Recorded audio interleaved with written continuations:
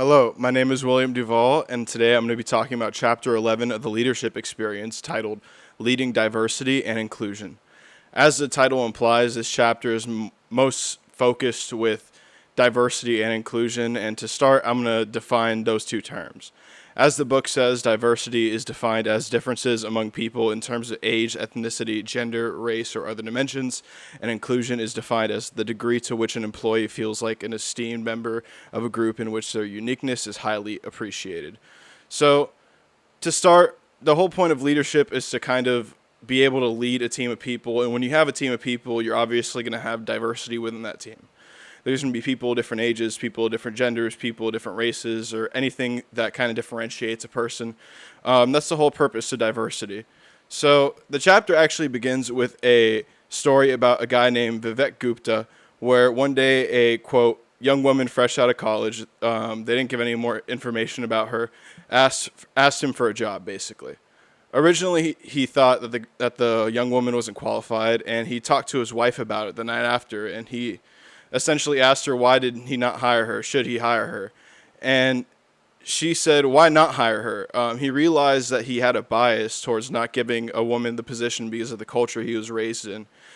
He was raised in India, and in India, according to the book, they don't necessarily value women as much as they do men. So he had this bias underlying through his own thoughts that stopped him from hiring someone that was perfectly qualified. So he hired her, and she actually ended up being incredibly successful for the company. So to this day, this changed the way he hires, and that just kind of, the whole point of this excerpt was kind of to show that diversity is important, that this person being biased led him to almost not hiring someone that was very, very successful for his company. So ultimately, the purpose of diversity is to be able to expand and grow in many different ways, whether it's mentally as a leader or whether it's financially as a company.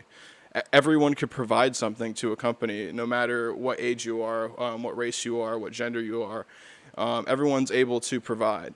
There was also a survey that the book talked about at the Harvard Business Review that found that 93% of female respondents and 92% of non-white respondents had faced some form of unfair treatment in their workplace because of someone else's bias. So this shows that basically, still to this day, there's some sort of issue with biases or some form of bigotry within our hiring process or within our basic workforce that people have to face up to. And that's not good, because that's basically pushing away diversity, because diversity, as the book says, sparks innovation and can improve decision making through adding more perspectives, and it ultimately leads to growth. This leads me to wanting to define a few more terms that the book talks about.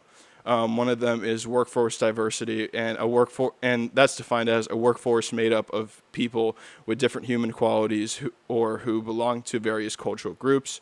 And then I also want to define diversity of thought, which is different ideas, different viewpoints, different skill sets, and different ways of thinking and reasoning. And these two things are very important in just a general workforce.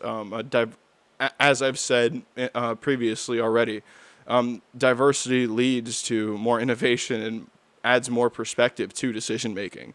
So just adding a definition to workforce diversity helps, I feel, reinforce the idea of why it's important.